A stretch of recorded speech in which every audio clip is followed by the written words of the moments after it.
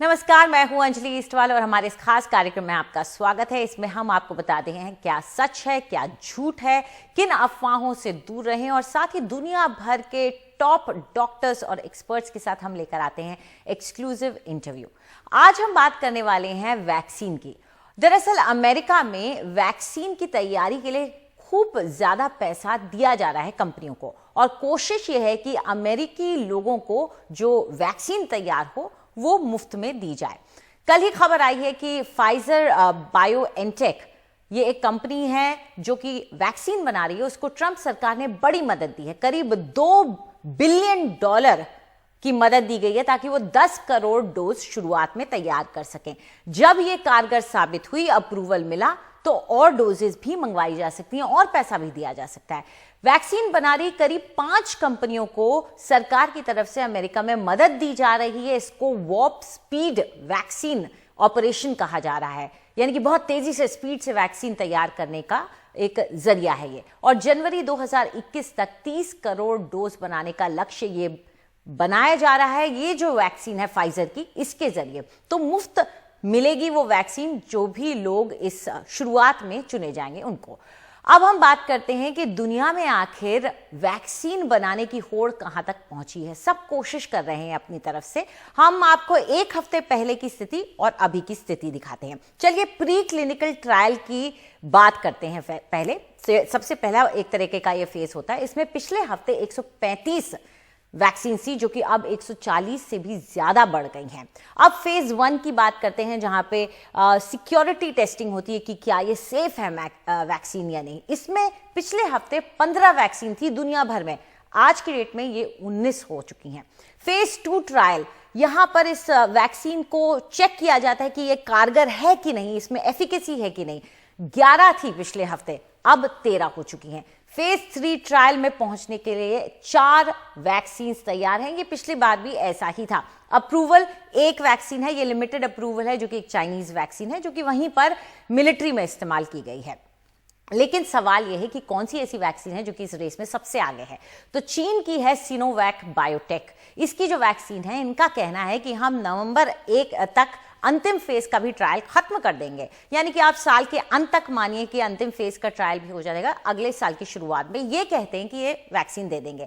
England की है Oxford AstraZeneca, जिसके बारे में काफी खबरें आई कि ये काफी अच्छी साबित हो रही है, इसकी स्टडीज अच्छी आ रही हैं, लेकिन इसकी कोई तारीख वो अभी बता नहीं रहे क्योंकि इसमें वक्त लगता है।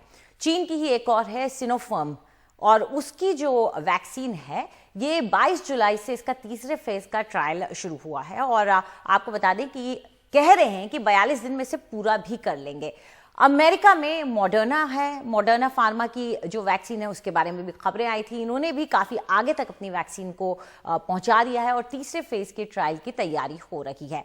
और जो आखिरी है वो हम आपको जिसके बारे में बता रहे थे, फाइजर की बायोएनटेक की जो वैक्सीन है, इसका भी तीसरे फेज का ट्रायल इसी महीने शुरू हो जाएगा और ये कहते हैं कि साल के अंत तक ये लोग भी 10 करोड़ डोज तैयार करने की स्थिति में आ जाएंगे। तो ये तो वो वैक्सीन हैं जो आगे पहुंच चुकी हैं। लेकिन कुछ ऐसी पुरानी वैक्सीन हैं दूसरी बीमारियों की जो कि अब लगता है कि शायद काम में आ सकती हैं। उनमें से एक है बीसीजी का टीका जो कि बच्चों को लगाया जाता है। ये पाया जा रहा है कि ये कोरोना में भी कारगर हो सकता है। कैसे? कोरोना में बीसीजी टीके को लेकर कि किस तरह का असर ये डालता है, इसके लिए ट्रायल शुरू हो चुकी है। Indian council of medical research यानी कि ICMR ने ये स्टडी शुरू की है। ये देखा जाएगा कि 60 या उससे ज्यादा उम्र के जो मरीज हैं इन पर इसका कोई असर होता है कि नहीं। क्या ये टीका अगर दिया जाता है तो बीमारी की जो गंभीरता है, सिवियरिटी, मौत के जो आंकड़े हैं, क्या उसमें कमी हो सकती है, ये सब इस स्टडी में जांचा जाएगा। और 6 राज्यों में इसको किया जाएगा और करीब 1000 वॉलंटियर्स पर बीसीजी टीके को कोविड से जोड़ करके उसकी ट्रायल की जाएगी। और सेहतमंद वॉलंटियर्स लिए जाएंगे, लेकिन सब 60 साल से उम्र के ऊपर के, क्योंकि उन्हीं में कारगर है या नहीं ये देखा जा रहा है। आपको बता दें कि दुनिया भर में सालाना 10 करोड़ बच्चों को बीसीजी का टीका लगता है और भारत में 1949 में बच्चों में बीसीजी टीके की शुरुआत हुई थी, जो कि टीबी, बचपन में टीबी और दिमागी बुखार इस तरह की बीमारियों से बचाता है। तो ये हमारे इम्यूनाइजेशन प्रोग्राम का हिस्सा है और यही वजह है कि अक्सर ये कहा जाता है कि भारत में क्यों लोग ज्यादा सुरक्षित पाए जा रहे हैं, मोर्टेलिटी कम क्यों है, मौतें कम क्यों है। कहीं इसका लेना देना बीसीजी की वैक्सीन से तो नहीं है। और इसी के बारे में हमने पूछा डॉक्टर डेविड नबारो से, जो कि कोविड-19 पर WHO के एक विशेष दूत हैं। आइए सुनिए। Well, I've heard that the immunity... मुझे ऐसा लगता है कि पोलियो या टीबी जैसी बीमारियों के टीके के जरिए शरीर में जो इम्यूनिटी बनती है वो कोरोना संक्रमित होने पर इस वायरस से लड़ने की ताकत देगी। यह एक उचित वजह है जिस पर ध्यान देने की जरूरत है। मुझे पता है कि महामारी और प्रतिरक्षा यानी इम्यून में कई डॉक्टर इसकी ओर देख रहे हैं। यह ऐसी चीज नहीं है जिसका जवाब तुरंत मिल जाए, इसलिए मेरा यह कहना है कि यह पूरी तरह से खुला सवाल है जिसके अध्ययन की जरूरत है और ऐसा हो भी रहा है। ऐसे नतीजे निकलने चाहिए कि दूसरी बीमारियों के वैक्सीन कोरोना से लड़ने में मदद कर सकते हैं। यह बहुत ही शानदार खबर होगी। अभी के लिए मुझे डर है कि हमारे पास कोई जवाब नहीं है, इसलिए मैं किसी तरह की सिफारिश नहीं कर रहा हूं। And therefore, I'm absolutely not recommending any action for the time being. यही सवाल हमने एड्स के वायरस की खोज करने वाले डॉक्टर रॉबर्ट गालो से भी किया। वो एक बायोमेडिकल रिसर्चर हैं। सुनिए उन्होंने क्या कहा बीसीजी वैक्सीन और कोविड-19 के रिलेशन के बारे में। BCG is an alternative. Yes. BCG एक विकल्प है। मेरे पास इसका सबूत नहीं है, लेकिन मेरा अनुमान है कि ओरल पोलियो की डोज ज्यादा कारगर हो सकती है। BCG वैक्सीन महंगी है, इसकी प्रतिक्रिया बहुत मजबूत हो सकती है। जन्मजात इम्यून सिस्टम को बढ़ाना अच्छी बात है, लेकिन यह 6 महीने पहले करना चाहिए था। हमने फरवरी में इस पर काम करना शुरू किया और अब जुलाई है। मेरी राय है कि एक ही दिशा में सभी कोशिशें नहीं होनी चाहिए। यह एक गलती होगी। उन्हें कुछ अलग करने की जरूरत है।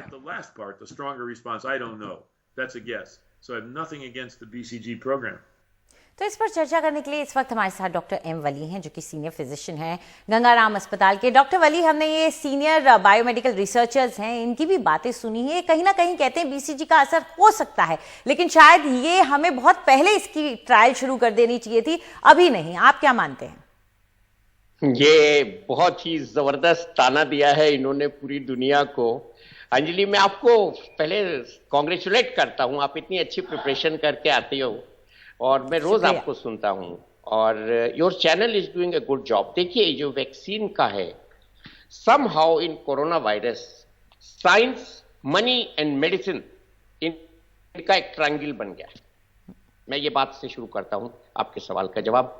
Listen carefully, science, money and medicine. मैं किसी की आलोचना नहीं करता हूं।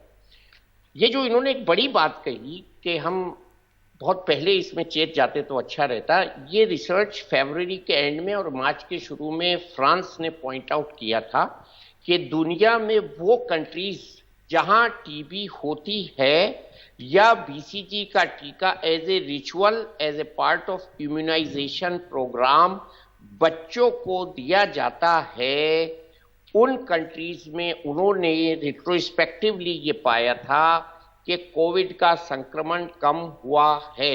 ये बात बिल्कुल मुस्तनद है और मुझे इसको कहने में कोई अतिशयोक्ति नहीं है।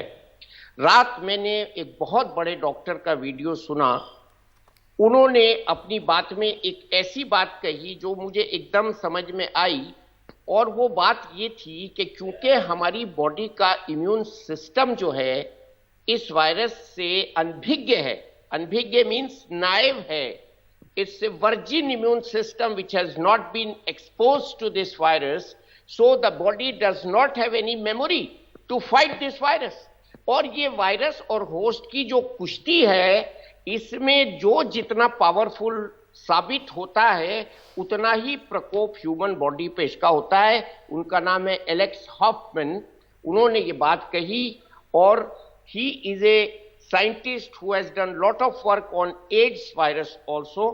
और उनका ये कहना है कि अगर हमारी टी सेल्स को हम किसी भी तरह से जगा देंगे, जो उनको फंक्शनल कर देंगे, तो वो चाहे बीसीजी का स्टिमुलस हो, चाहे वो मेरे चंडीगढ़ में जो अप्रैल में डॉक्टर राम विश्वकर्मा ने बनाया था माइकोबैक्टीरियम का एक स्ट्रेन लेके जिसको अभी आईसीएमआर ने अप्रूवल भी दिया है वो हो, या पहले से किसी को टीबी हुई भी हो, I am not confusing with malaria, तो उस शख्स का जो इम्यून सिस्टम है वो जाग जाएगा, टी सेल एक्टिवेट हो जाएगा। और इस बात का प्रमाण कल वाले उस स्टेटमेंट से जोड़ रहा हूं मैं, जिसमें जो वैक्सीन सारा गिलबर्ट का है, ऑक्सफोर्ड का, उन्होंने भी कहा है कि अगर हमारी इम्यूनिटी 3 महीने तक इंटैक्ट रही तो बाद में T killer cells will join for a long standing immunity. तो ये जो सारा चक्कर है ये टी सेल्स का है, और टी सेल्स बॉडी में अगर हमारी वायरस से लड़ती हैं तो इस वायरस का संक्रमण खत्म होगा और हमारे शरीर में इससे लड़ने की इम्यूनिटी पैदा होगी। और ये बहुत जरूरी है कि हम इसके सब पहलुओं को देखें। और जो भी दवाएं हैं जो अभी आ रही हैं, ये महंगी महंगी दवाई भी आ रही हैं, उनके नाम के आगे भी इम्यूनो लगा है, दे आर इम्यूनो मॉड्यूलेटर्स। सो ये इम्यूनो मॉड्यूलेशन का काम जो है ये बीसीजी भी करता है। और इसमें जो ट्रायल करने की जरूरत पड़ रही है अंजलि, ये इसलिए पड़ रही है कि जो पैटर्न बचपन में अगर किसी बच्चे को बीसीजी का वैक्सीन लगता है और बड़े होने के बाद ज्यादा उम्र में लगता है, तो उसमें बॉडी कैसे बिहेव करती है इसका वाकई में डाटा हमारे पास नहीं है। लेकिन फ्रांस के पास इस बात के सबूत हैं कि जिन लोगों को बीसीजी वैक्सीनेशन मिला हुआ है या जिन लोगों को टीबी हुई है उनमें इस वायरस का संक्रमण कम हुआ है। जो बहुत बड़े लोग होते हैं वो किसी बात को डेफिनेटिव नहीं कहते हैं, दो टूक नहीं कहते हैं, यही उनके बड़े होने का प्रमाण होता है। हम जैसे छोटे लोग चिल्ला चिल्ला के कहने लगते हैं, तो ये थोड़ा सा जी डॉक्टर वली आप जो कह रहे हैं बहुत अहम हो जाता है, क्योंकि भारत में बीसीजी का टीका इतने आमतौर पे लगता है, तो भारत को इसके लिए और ज्यादा सोचना चाहिए। शायद वेस्टर्न वर्ल्ड इसके बारे में इतना नहीं सोचेगा। हमसे बात करने के लिए और ये इन बातों पर रोशनी डालने के लिए बहुत बहुत शुक्रिया आपका। तो फिलहाल हम ले रहे हैं एक छोटा सा ब्रेक, और ब्रेक के बाद आपको बताएंगे कि किन अफवाहों से आपका बचना जरूरी है और किस तरह से कोरोना योद्धा काम कर रहे हैं जम्मू कश्मीर में।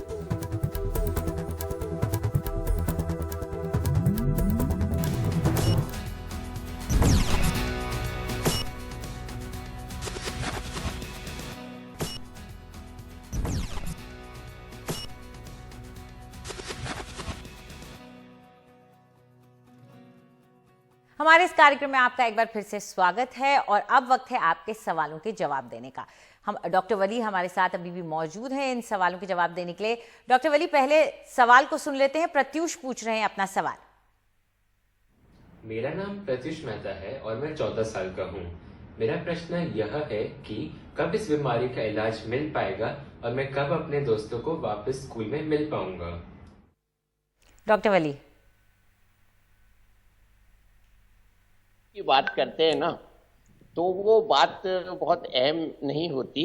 इसकी जो रोकथाम है उसकी हमें बात करनी चाहिए। प्रत्युष को ये समझना चाहिए कि आप आजकल गूगल मीट से मिलिए, जूम से मिलिए। देखिए हम भी आपसे स्काइप से मिल रहे हैं एनडीटीवी के थ्रू, तो मिलना इसमें इम्पेडिमेंट कहाँ हुआ?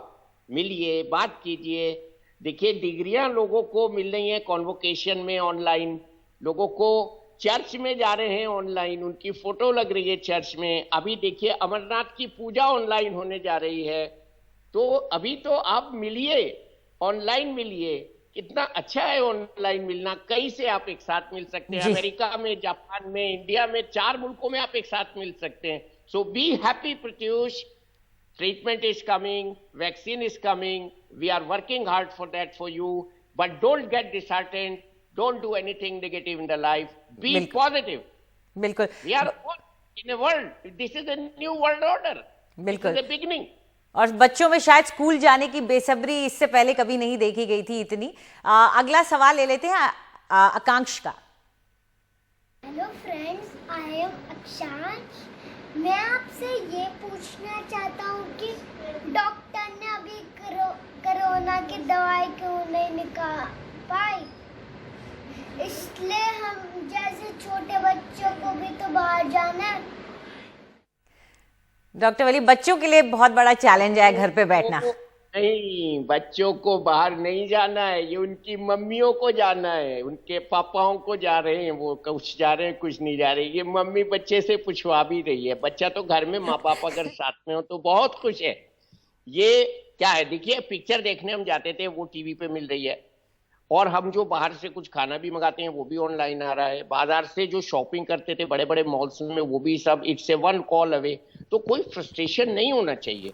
हमको इस वक्त पूरे वर्ल्ड में कोरोना से लड़ना है। उसके लिए ये छोटी सी कुर्बानी जो है ये बहुत जरूरी है। जैसे ये बच्चा है, जब इस बच्चे को रात को नींद आएगी तो इसको सोना पड़ेगा। अगर ये उस वक्त जागने की कोशिश करेगा तो बीमार हो जाएगा। अब इस वक्त हमको कोरोना की लड़ाई में घर में रहना है, तो इसलिए इसमें जो मैंने अभी इससे पहले बात बताई थी, कोई नेगेटिव नहीं आनी चाहिए। और ये बात इस बच्चे की बिल्कुल ठीक है। हम डॉक्टर बड़े ही सुसे काम कर रहे हैं। हमारे पास बेटा इसकी कोई दवा अभी नहीं है, लेकिन दवा है। पापा का मास्क, पापा का सैनिटाइजेशन, आपका घर में रहना और आपका पापा से और अपने दादा दादी से 2 मीटर की दूरी बनाए रखना, ये इसकी 4 दवाएं हैं। इनको खाइए, अमल कीजिए। जी, बहुत बढ़िया बात आपने कही कि यही दवाइयां हैं जो बताई जा रही हैं इस वक्त हमारे द्वारा भी और सरकार द्वारा भी। डॉक्टर वली, हमसे बात करने के लिए बहुत बहुत शुक्रिया आपका। कोरोना संकट में के साथ ही जम्मू कश्मीर में खास तौर पे दिक्कत इसलिए भी ज़्यादा हुई क्योंकि वहाँ पे लॉकडाउन पहले से ही चलता आ रहा था। ऐसे में हेल्प पुअर ट्रस्ट ऐसा एक संगठन है जिसने लोगों की मदद की है, उसके लिए वो आगे आए हैं। देखिए हमारे सहयोगी नजीर मसूदी की ये खास रिपोर्ट। यह मिशन है महामारी के इस दौर में गरीबों की मदद करने का। फारूक अहमद भट्ट मुसीबत में फंसे लोगों के लिए एक उम्मीद बनकर आए हैं जो अपनी स्वास्थ्य जरूरतों को पूरा नहीं कर पाते। भट्ट द्वारा शुरू किया गया help poor voluntary trust NGO रोज सुबह दर्जनों मरीजों को मुफ्त में दवाइयां बांटता है, एम्बुलेंस उपलब्ध कराता है। इतना ही नहीं, उन्हें आर्थिक तौर पर मदद भी करता है। दिल के मरीज मोहम्मद रफीक के लिए भट्ट का NGO जीवन देने वाला बन गया है। स्टैंड इम्प्लांट में उन्होंने मेरी मदद की। इसका खर्चा 80,000 रुपया था। मेरे पास कमाई का कोई साधन नहीं है। वह मुझे हर महीने दवाइयाँ भी देते हैं। हेल्प पुअर ट्रस्ट के पास लगभग 1200 मरीज हैं जिन्हें मुफ्त में दवाइयाँ और आर्थिक सहायता मिल रही है। इसमें 250 मरीज किडनी के हैं जिन्हें लगातार डायलिसिस की जरूरत होती है। भट्ट कहते हैं कि इस महामारी के बाद उनका ट्रस्ट 50 लाख की दवाइयां मुफ्त में बांट चुका है। 27 मार्च से टिल डेट तक जो भी आता है हम कोशिश कर रहे हैं उसको मेडिसिन जो प्रोवाइड करते हैं, free of cost medicine provide करते हैं जो लॉकडाउन इफेक्टेड पेशेंट है। अब्दुल रशीद कुपवाड़ा जिले के लोलाब से आए हैं जो श्रीनगर से 110 किलोमीटर दूर पड़ता है। अब्दुल के बेटे की किडनी की समस्या है। वे मुझे दवाइयों के लिए हर महीने 5,000 रुपए देते हैं। हमें डायलिसिस और दवाइयों के लिए रुपए की जरूरत पड़ती है। इस मुश्किल दौर में कई जरूरतमंदों के लिए हेल्प पुअर और फारूक अहमद भट्ट एक उम्मीद बन के उभर आए हैं। तो चलिए अब जाने का वक्त आ गया, लेकिन जाते वक्त हम हमेशा आपको कुछ खास आंकड़े और उन आंकड़ों को समझाने की कोशिश करते हैं। चलिए देखिए यही आंकड़े। आज हम आपको बताने जा रहे हैं कि हमारी सरकार का कहना है कि हमारे यहाँ जो मौत का आंकड़ा है वो बहुत ज़्यादा नहीं है अगर आप आबादी के हिसाब से देखें। तो क्या ये बात सच है? चलिए देखिए, हर 10 लाख की आबादी पर कितनी मौतें होती हैं देश में, हमारे और दूसरी देशों में।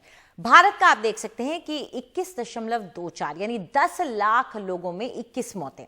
यूके में जहां पॉपुलेशन कम है वहां नंबर बहुत ज्यादा बढ़ जाता है, चाहे टोटल डेथ हमसे बहुत ज्यादा आगे ना हो।